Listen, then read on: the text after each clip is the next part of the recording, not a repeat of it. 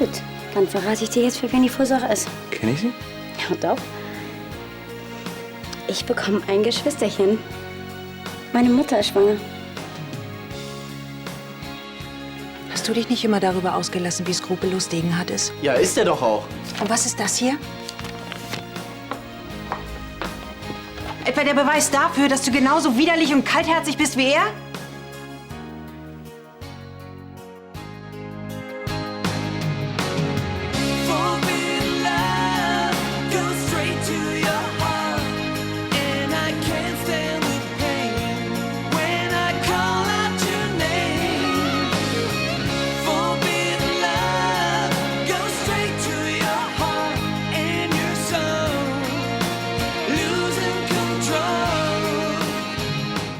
Das nimmst du zurück.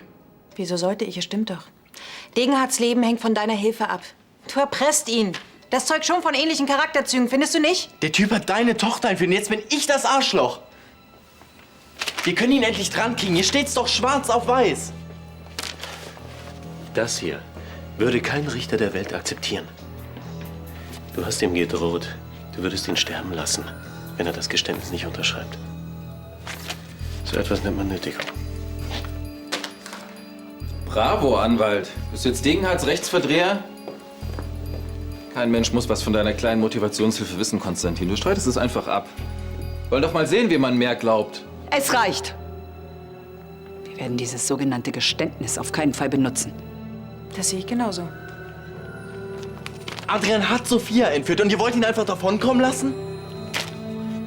Euch ist echt nicht mehr zu helfen. Was ist so schockierend daran, dass meine Mutter schwanger ist? Ja, mir peinlich. Ich wollte gar nicht damit anfangen, aber deine Mutter, die ist über 40. Das ist so gefährlich. Theoretisch hast du recht. Das Ganze läuft unter Risikoschwangerschaft, aber Mama ist topfit und kerngesund. Und außerdem die jüngste 42-Jährige, die ich kenne. Klar, sicher.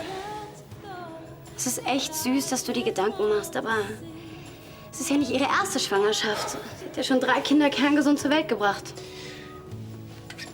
Zum Glück. Sonst wärst du ja nicht da.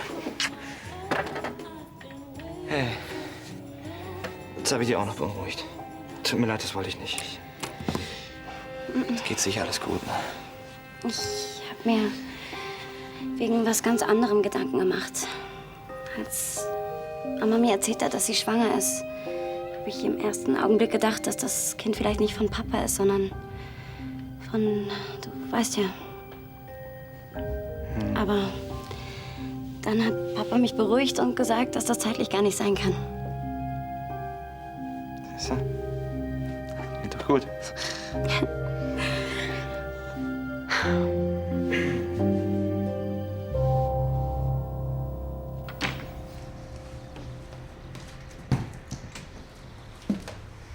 Wow, gar nicht so schlecht für eine Tippse. Ich habe dich nicht eingeladen, um über meine Möbel zu quatschen. Nicht? Schade. Ich überlege nämlich gerade, ob ich mir eine Wohnung kaufen soll. Du könntest mir ein paar Einrichtungstipps geben. Herr Degenhardt stirbt, wenn er keine neue Niere bekommt. Und du überlegst dir, wie du sein Geld ausgeben willst? Naja, du weißt ja, wie du dir das Geld zurückverdienen kannst, hm? Ich habe doch alles versucht. Bitte gib mir das Geld wieder. Bring Lars und Nathalie auseinander. Danach kannst du dem Degenhardt einen ganzen Satz neuer Eingeweide kaufen.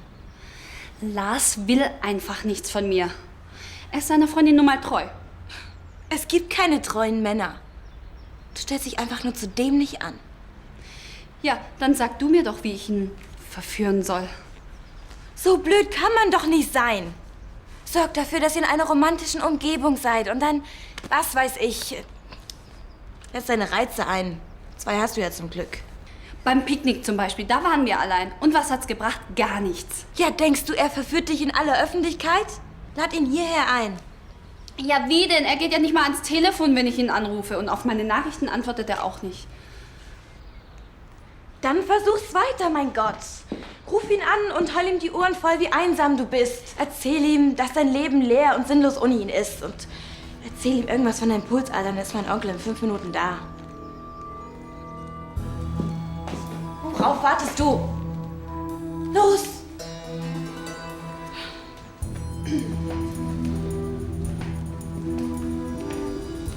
Herr Schneider? Kitty Kübler. Nur die Mailbox.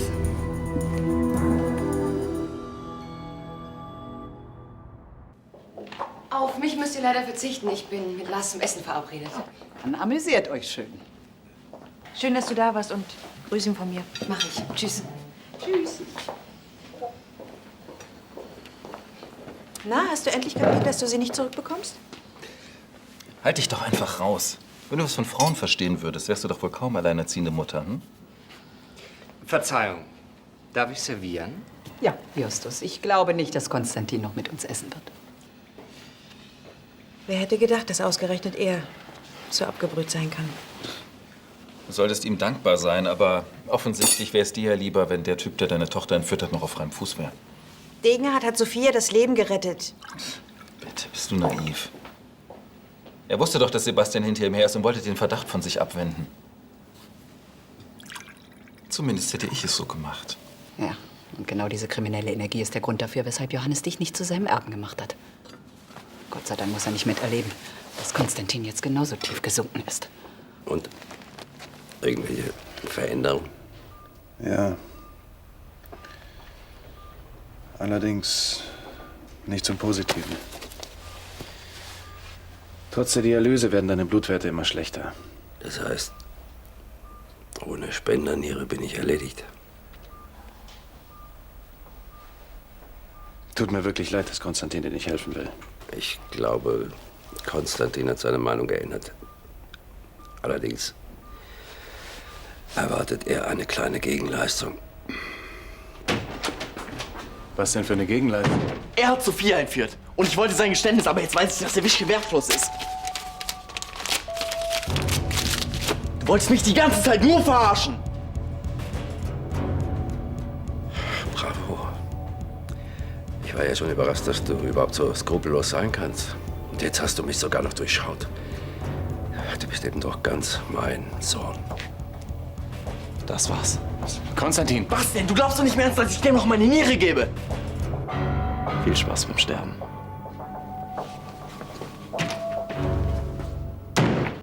Ja, Judith konnte leider nicht. Irgendeine Infoveranstaltung von der AStA. Wegen der Studiengebühren. Das ist schade. Geht aber natürlich vor. Es kann ja nicht sein, dass man sich erst verschulden muss, wenn man studieren will. Bevor ich die Revolution ausrufe, hole ich mal den Wein. Ich muss euch was beichten. Sebastian hat die Folsäure gefunden, die ich für dich aus der Apotheke geholt habe. Und da hat er gedacht, dass Dass ich... du schwanger bist? Ja, und deswegen habe ich ihm gesagt, dass du... Ist doch nicht schlimm. Genau. Sebastian gehört ja auch quasi zur Familie. Eben. So, entschuldigt mich, ich muss zum Essen. Ja, bitte. Setzt euch doch. Ich guck mal, ob ich ein bisschen helfen kann. So habe ich das zwar mit der Familie nicht gemeint, aber bitte.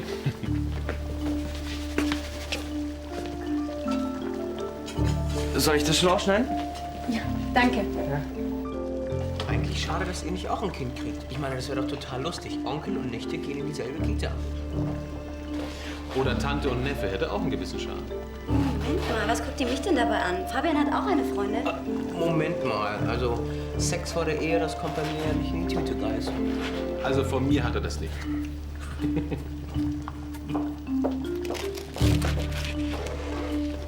Ich weiß, was du dich jetzt fragst. Und mein Frauenarzt hat den Termin der Empfängnis genau berechnet. Es ist zeitlich absolut unmöglich, dass du der Vater bist. Ganz sicher? Ganz sicher. Tja, Lars hängt leider in der Kanzlei fest. Den Tisch hast du leider umsonst reserviert. Das macht doch nichts. Möchtest du nicht trotzdem was essen? Nein, Männer, wenn sie keinen Sex im Kopf haben, ist es die Arbeit. Ach, du hast deine Ohren heute aber auch wieder überall, was? Ich wusste nicht, dass das hier eine Geheimkonferenz ist.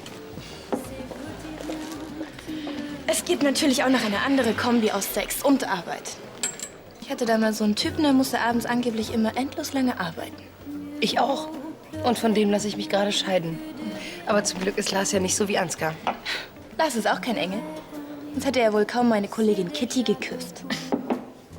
Wie kommst du denn auf den Blödsinn? Sie hat es mir selber erzählt. Kindchen, du sollst nicht jeden Quatsch glauben. Das ist völlig absurd. Ich wollte sie ja nur vorwarnen. Kitty ist zwar eine strunzdoofe Sexbombe, aber sie lügt nicht. Außerdem hat sie Argumente, bei denen fast jedermann schwach wird. Sogar 2 davon.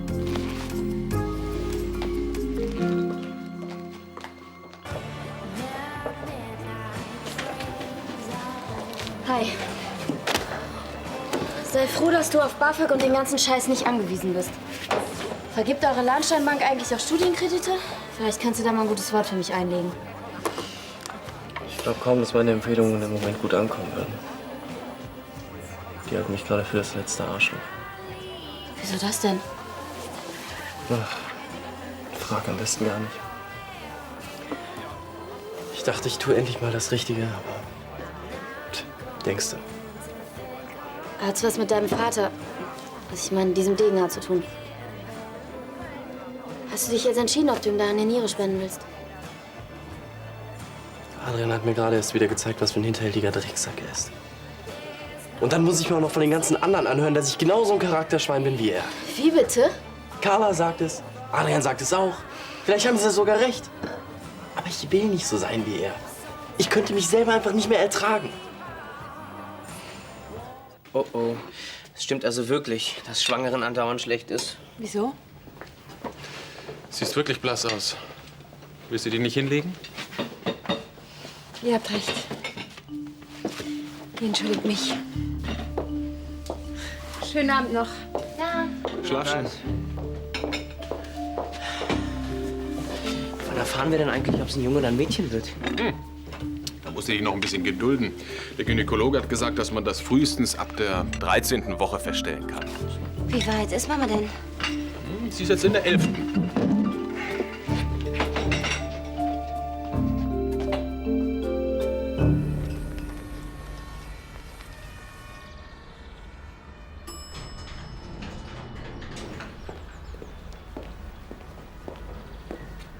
Morgen.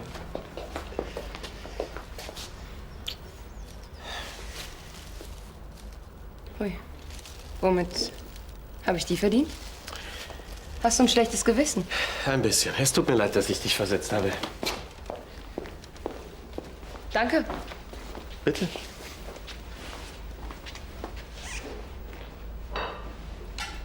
Sag mal, musstest du gestern noch lange machen?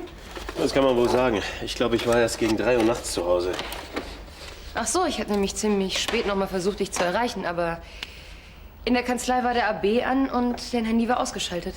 Kein Wunder. Ich war bei der Polizei. Eine Mandantin wurde wegen Steuerhinterziehung verhaftet. Wieso hast du mir das gestern verschwiegen? Weil meine Mandantin genau neben mir stand, als du angerufen hast. In meinem Beruf ist etwas Diskretion gefragt. Und deine Mandantin ist nicht zufällig blond? Nein, brünett. Sag mal, was soll denn das werden? Von Verhören habe ich seit gestern Abend wirklich die Nase voll.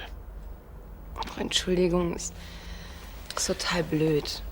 Ich habe so ein blödes Gerücht gehört und ich hätte überhaupt nichts drauf geben sollen. Was für ein Gerücht denn? Ach, jemand hat mir erzählt, du hättest Kitty Kübler geküsst. Wie absurd ist das denn bitte?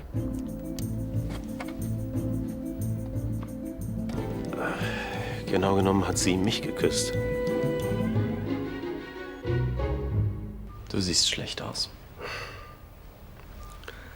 Es muss doch ein Fest für dich sein, deinem verhassten Erzeuger beim Sterben zuzusehen. Ich hasse dich wirklich. Du bist ein eiskalter, verlogener Verbrecher. Und ich würde sonst was dafür geben, wenn du nicht mein Vater wärst. Keine Sorge. Bald bist du ja weise. Ich bin heilfroh, dass ich nicht bei dir aufwachsen musste. Vielleicht ist das auch der Grund, warum ich anders bin als du. Falsch. Wir haben mehr gemeinsam, als du denkst. Wenn du hier liegen würdest, dann würde ich dich genauso verrecken lassen. Und jetzt verpiss dich, du Aasgeier. Nein. Ich habe dir was zu sagen. Ich habe vielleicht deine Gene, aber ansonsten haben wir nichts gemein, gar nichts. Aber im Gegensatz zu dir habe ich ein Gewissen.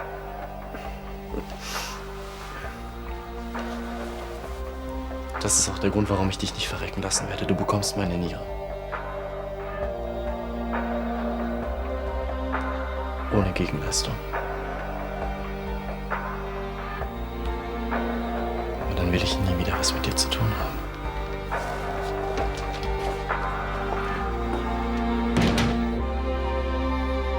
Ach, wenn das so harmlos war, wieso sagst du mir dann nichts? Weil es absolut nichts zu bedeuten hatte. Als Ansgar mich geküsst hat, habe ich dir das verschwiegen?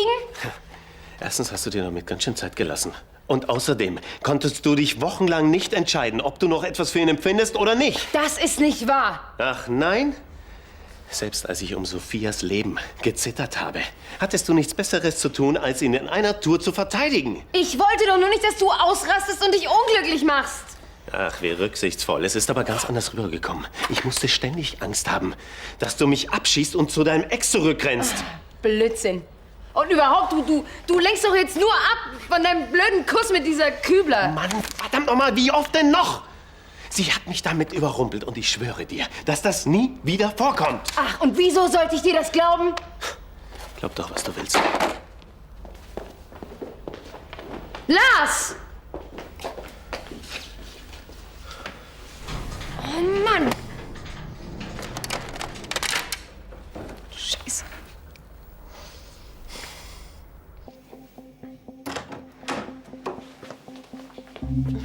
Hallo Sebastian.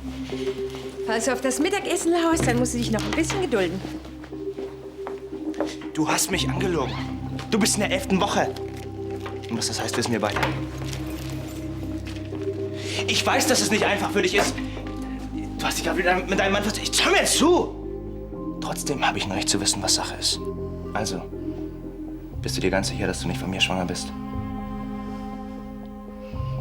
Nein. Du könntest tatsächlich der Vater sein. Also Adrian geht es stündlich schlechter. Seine letzte Hoffnung ist tatsächlich Eurotransplant. Ist das eine realistische Option? Das wäre eher ein Wunder. Und wenn nicht, wie lange hat er dann noch? Ein paar Tage höchstens. Na, das ist doch immerhin mal ein Termin, auf den man sich freuen kann. Ich hätte gar nicht gedacht, dass ich Konstantin mal so dankbar bin.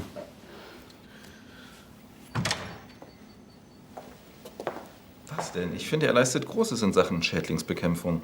Es geht um ein Menschenleben. Was hat Konstantin denn gesagt? Konstantin hat Adrian viel Spaß beim Sterben gewünscht. Der hätte von mir sein können.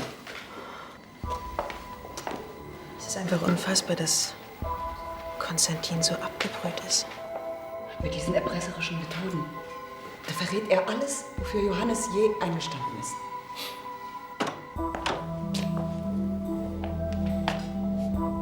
Wie schön, dass ihr euch mal wieder alle einig seid, wer hier das Schwein ist. Ihr hasst Adrian doch alle. Aber jetzt macht ihr einen auf Nächstenliebe. Ihr kotzt mich so an. Ja, mich brauchst du dabei nicht ansehen. Du hast meine volle Unterstützung. Dann muss ich dich jetzt leider enttäuschen. Ich werde Adrian die Niere spenden. Das Krankenhaus weiß schon Bescheid. Und ob ihr das jetzt gut, schlecht oder sonst wie findet, das ist mir scheißegal.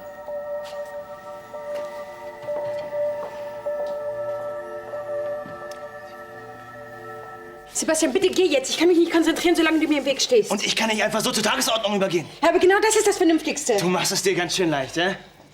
Lydia freut sich total für dich und deinen Mann. Und ich soll einfach daneben stehen und vergessen, dass ich der Vater deines Kindes sein könnte? Sebastian, für mich ist es auch nicht leicht, aber das Beste ist jetzt zu schweigen. Ich hab's probiert. Aber jetzt mit deiner Schwangerschaft, tut mir leid, ich kann das nicht mehr. Ich will Lydia nicht länger anlügen. Gut. Du willst dir doch jetzt nicht alles sagen.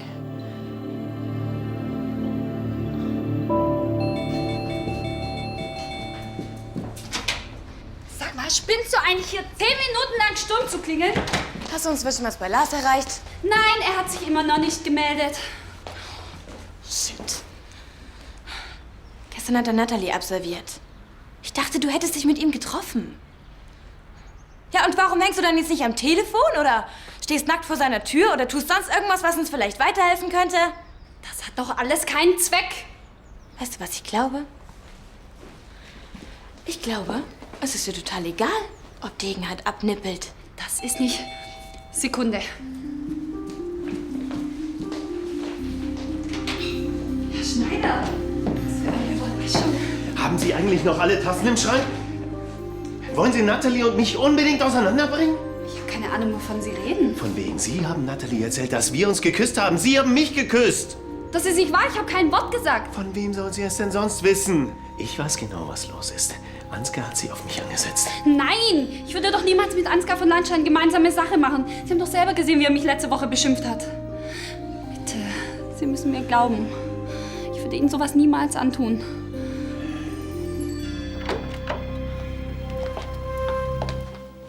Danke, dass du dir einen Moment Zeit für mich nimmst.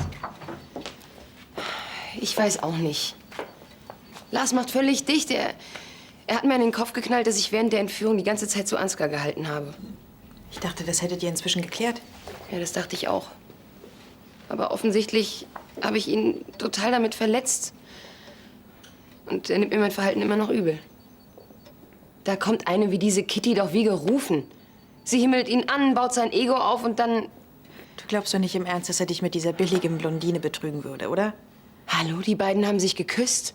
Und Olivia sagt, Kitty hat es wirklich auf ihn abgesehen. Aber doch nicht Kitty Kübler. Nie im Leben. Lars ist auch nur ein Mann. Ich weiß, du hast mit Ansgar die denkbar schlechtesten Erfahrungen gemacht. Aber im Gegensatz zu meinem Bruder ist Lars kein triebgesteuerter Idiot. Und vor allem, er liebt dich. Du musst dir keine Sorgen machen. Ja, wahrscheinlich hast du recht.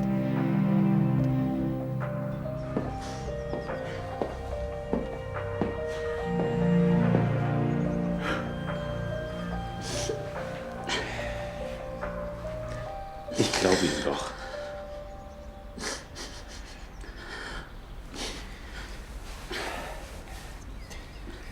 Es tut mir leid, dass ich Sie verdächtigt habe. Ehrlich? Ja. Haben Sie mir mal ein Taschentuch?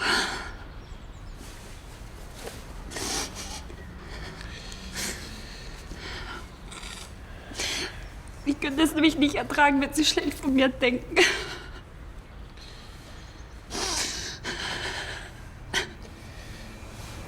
Nicht mehr weinen, bitte.